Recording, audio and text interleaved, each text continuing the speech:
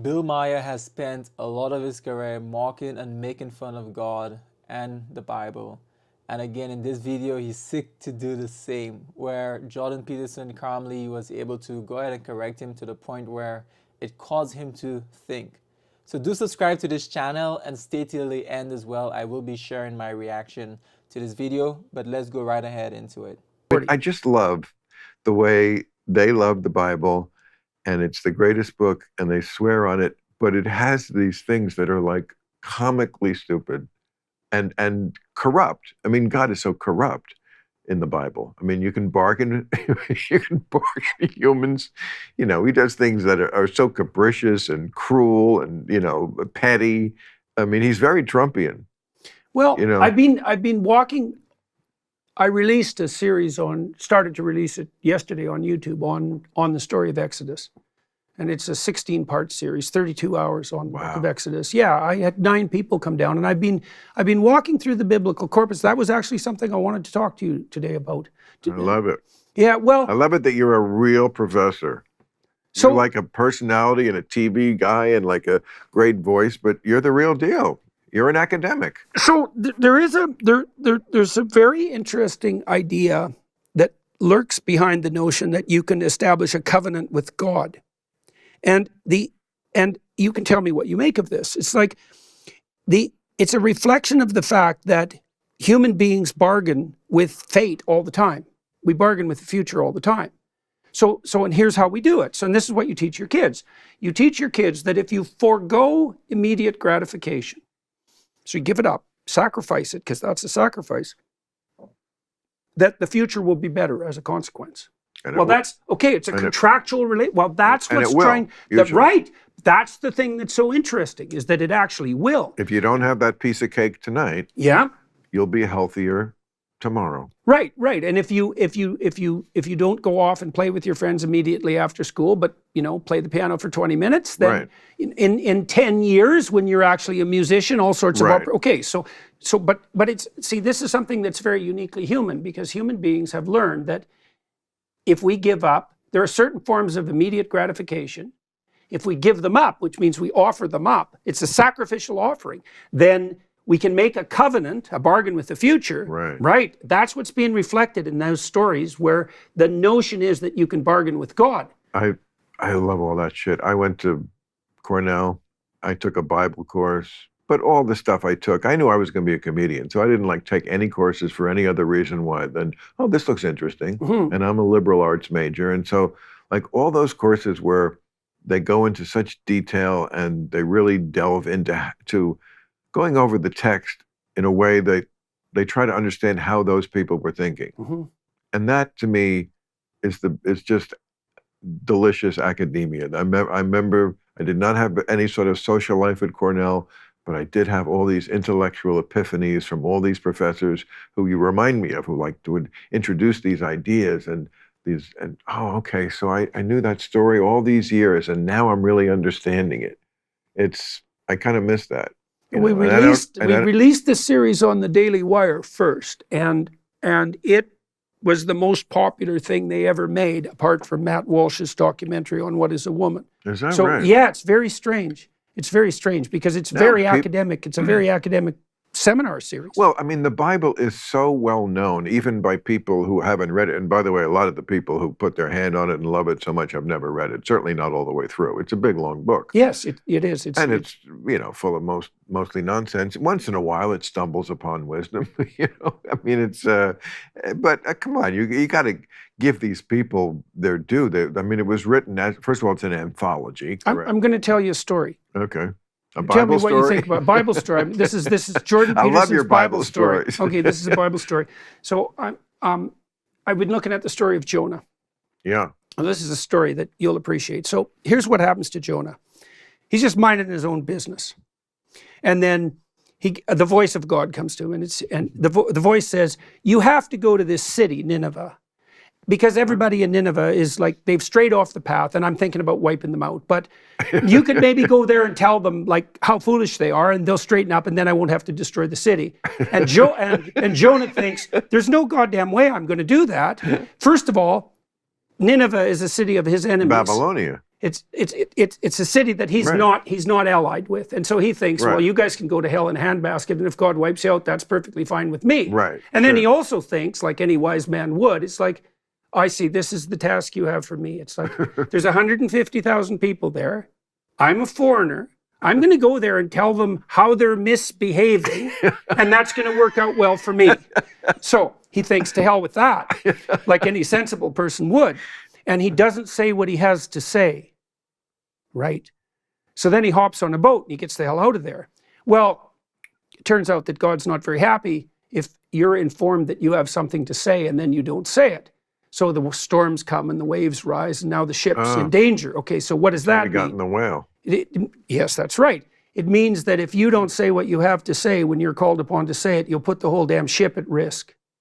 Now the soldiers figure this out, or the sailors, they figure out, there must be someone on the boat that isn't right with God, and that's why we're in danger of being swamped. So they will go and ask everybody, and Jonah, to his credit, says, yeah, it's me. I had the voice of conscience made itself manifest to me. I had a task to do. I refused it. I'm screwing things up. And the sailors actually try to save him, but it doesn't work, so they throw him overboard. Now you think, okay, Jonah's got what he deserves because he shut the hell up when he had something to say, and now he's going to die. And you think, that's pretty damn rough. And partly what that means is, if you hold your tongue when you have something to say, then you're going to put the ship at risk, and you'll be lucky if you don't die. All right, but that's not enough. That's not nearly enough, because that isn't all that happens if you don't say what you're called upon to say. So the next thing that happens is Jonah's drowning away. That's about as bad as it gets. And then this creature from hell itself comes up from the bottom of the abyss and takes him down. And so now he's in hell for 3 days. And so that's the next part of the story, which is that if you're called upon to say what you have to say and you refuse it, like, you'll end up in a place where you wish you were dead. Wait, not the whale? Yeah, it's the whale. Oh, okay. But it's the same thing, like that. In the story, the whale is described as hell. It's exactly the same idea. In Religulous, the guy who was arguing with me, and he said, this point was very important to him. He said, the Bible does not say whale. It says big fish. Okay, well, now it makes perfect sense. Yeah, well, it's the thing, well, what it is, it's a representation of the thing that dwells in the darkness. It's so interesting that you see the lessons in these, and I just always read these things as like super fucking stupid from the Bronze Age, you know, and obviously they were telling people something. I mean, whoever wrote this had a message in mind. Well, they were trying to figure out, by telling stories, how the state itself got corrupted. And this is one of those stories. So the story is, here's how the state gets corrupted. You're called upon to tell your fellow man, enemy or not, when they're not behaving properly. When your conscience tells you to do that, you're called upon to do that.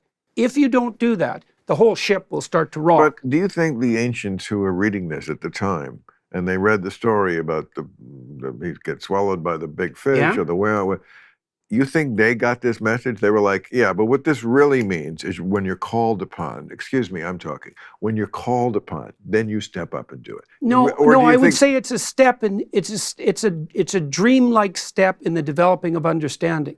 So before you fully understand something, you can represent it in a story. Right? It's kind of halfway. A kid will start to understand something by acting it out. They may.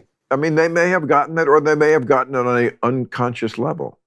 Right? They got it at an implicit level, which is what you, level. That's what you get when you watch a story, is you get it at an implicit level. And it's actually very powerful, right? I mean, when people go to movies, most of the time, most people, when they go to movies, don't sit around afterwards and discuss what the movie meant. They just enjoy the story. Right. But that doesn't mean they didn't learn anything. It just means they don't reflect on what they learned. Now, the people who came up with these stories, they were telling the stories because the stories were really interesting.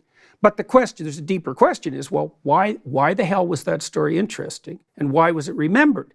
And so what happens to Jonah is that he's in the whale for 3 days. And then he thinks, now I'm in hell. Okay, I'm gonna repent of my inadequacy.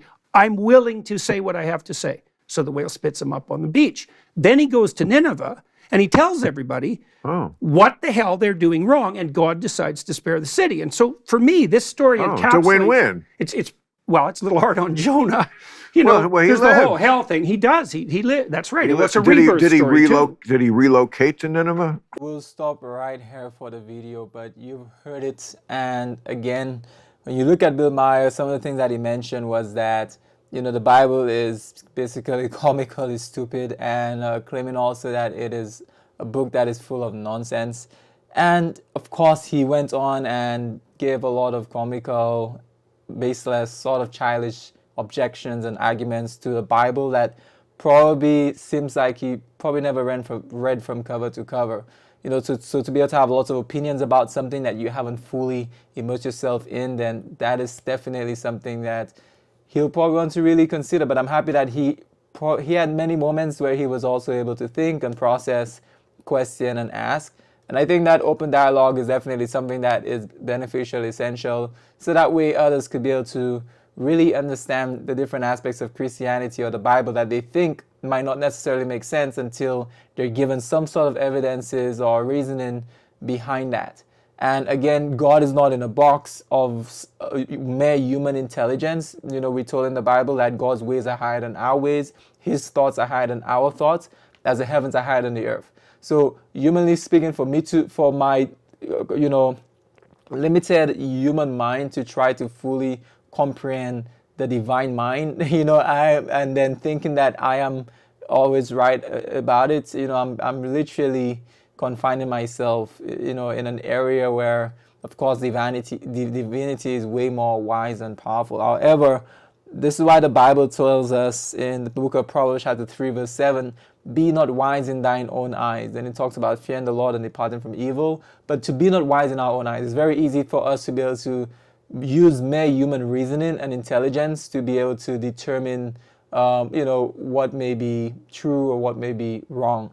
And also, of course, it's very dangerous when you begin to go down the slippery slope of thinking that God doesn't exist. You know, even the Bible says, "A fool saith in his heart, there is no God." And so something that we want to really be able to process and really be able to study for ourselves, and not just go based upon maybe an experience that we've had in the past, maybe what others have done, even in Christianity. Maybe if you grew up in a home that was filled with professor Christians or church where you've been hurt in certain ways or you've been impacted in certain ways, do not allow those situations to judge who truly God is, because at the end of it all, you know, the evil that is done in this world is not something that God himself brought upon this entire world. However, God desires us to live in a world that is free from evil, a world that is free from sin. And that is why he came to die for us, that you can be able to have that full forgiveness of sin, that I and both of us could have salvation. And not only that, but that when we get to heaven, when he comes again, that we can have a world that is free from sin, where sin will no longer rise up again another time. So again, I really look forward to looking at a lot more of those videos, sharing a lot more with you, and really bringing to view the powerful truths that God has in his word. So feel free to subscribe to this channel. Let me know your thoughts in the comment below about this entire video.